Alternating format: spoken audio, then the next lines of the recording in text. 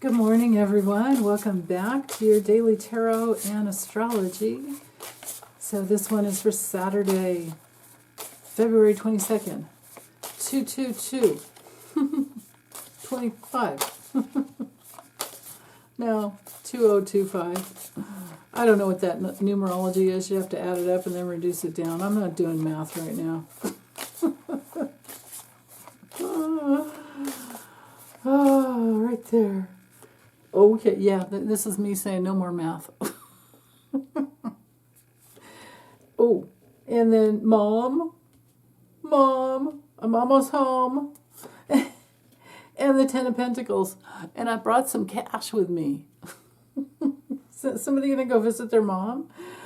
Oh, okay. So the theme for the day is mom energy, creativity, food, abundance, all the good stuff of life. That's why she has that big ass crown on her head.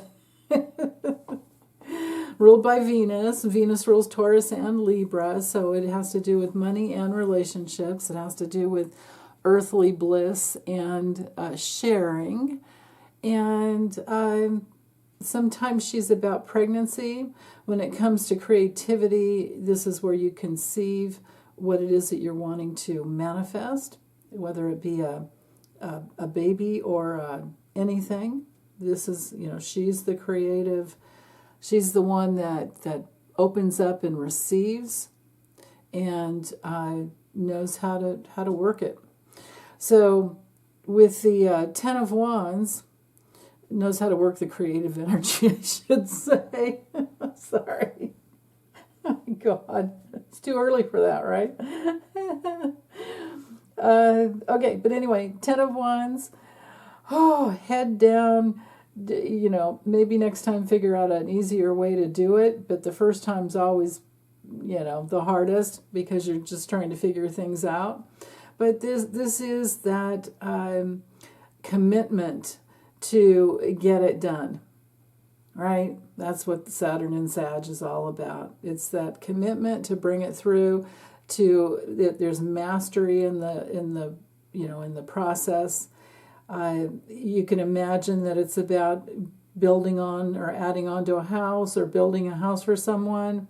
And, you're almost, the 10, you're done. I mean, that's all you got to do is just get there and you're pretty much done. It is the last phase of accomplishment and attached to something that you really, really wanted to get done. And I allowed for reversals, but we don't have any today, and I'm happy to see that, especially with these cards.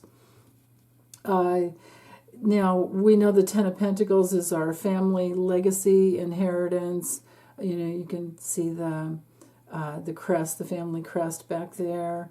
And grandparents, doggies, kids, the whole family in safety and security.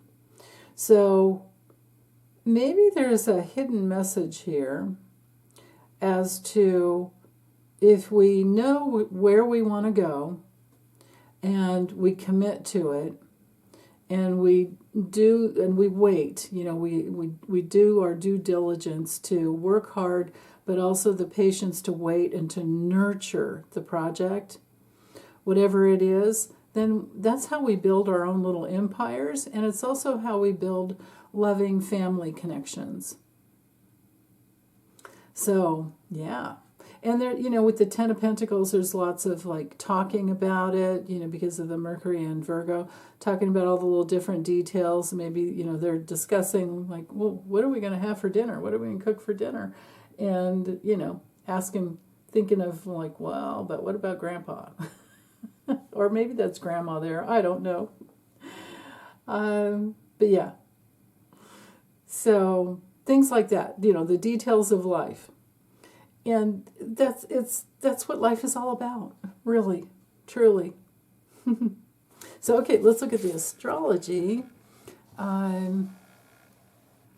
So there we go. Okay, so we have the moon has made it to 24 degrees early this morning in Sag. So we're in the last decan of the sign for the early morning. I'll move some hours forward so you can see when we make it into Capricorn.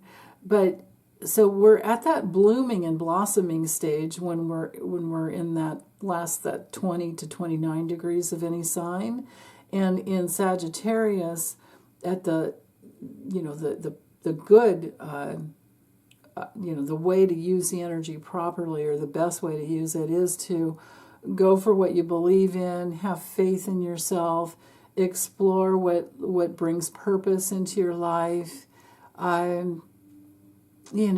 Freedom. It's also about travel. Sag is a very travel-oriented sign. And getting, so traveling, being on your path, searching for anything to make it better, finding your way, exploring. Those are all Sagittarius qualities.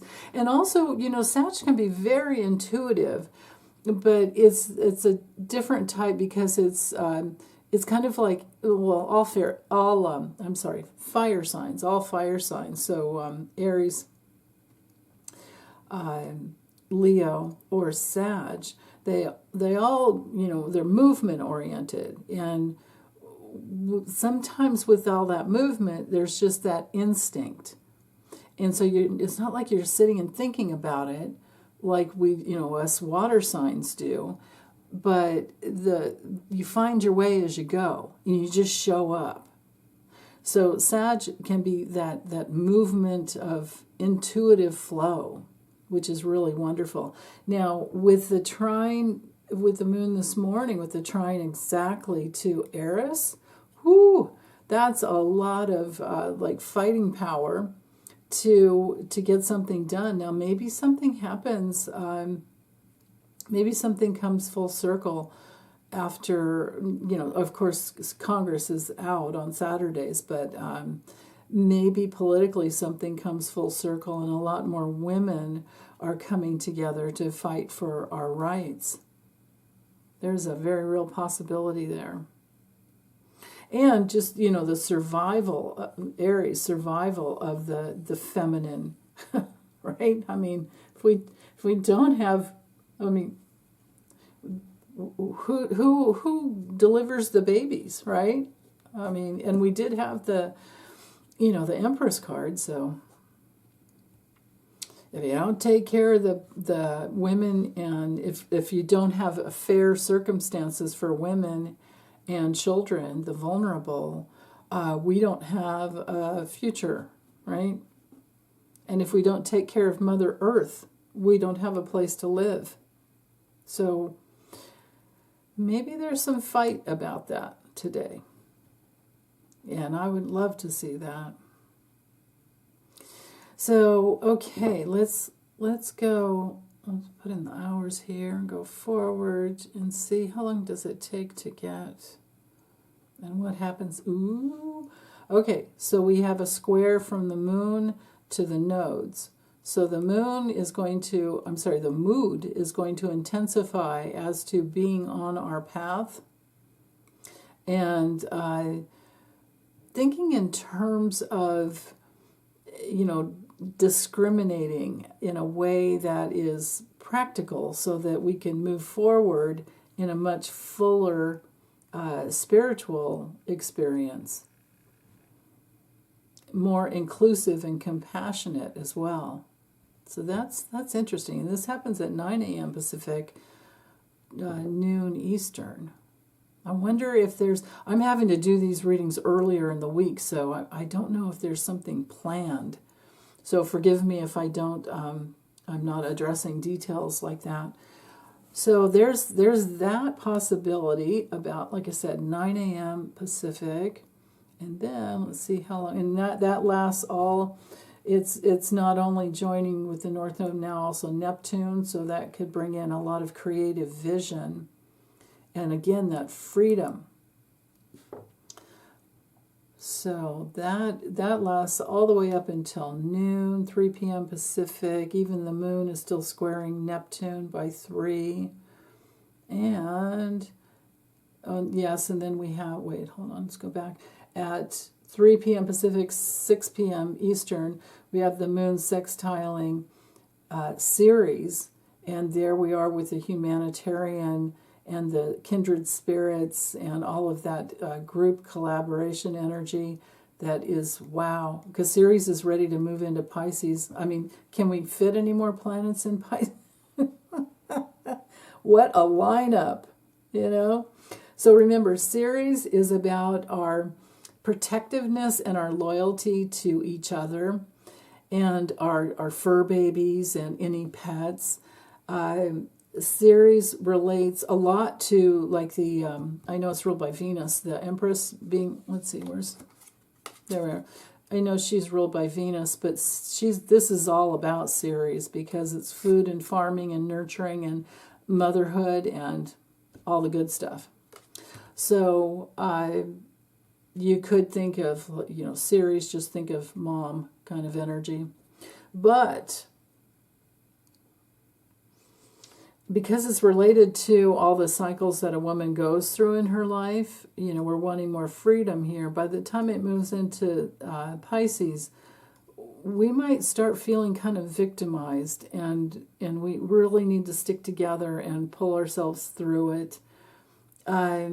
Ceres can be connected to grief and separation, so let's hope that the grief and separation is from the tech bro oligarchs that just don't care. Let's hope that the grief and separation goes to the bigots, because that would be the height of the darkness of Aquarius. And we have some freedom from that is my intention. So, okay, one more hour. Actually, it was probably a half hour or so because it's 27 minutes into it. Or actually even less than that. But by later on in the afternoon and evening, the moon moves into Capricorn. And it's Saturday night. I don't know how much you guys will feel like getting things done, but whatever you go towards, you can develop a good foundation. It's Capricorn's a duty-bound kind of a sign where you're willing to take responsibility, or somebody is, and maybe it's making good plans for the rest of the weekend. So that's all I have for today. I will just go ahead and get this uploaded, and we'll talk more about Capricorn for Sunday, the Capricorn moon. Okay, bye you guys. Take good care as always.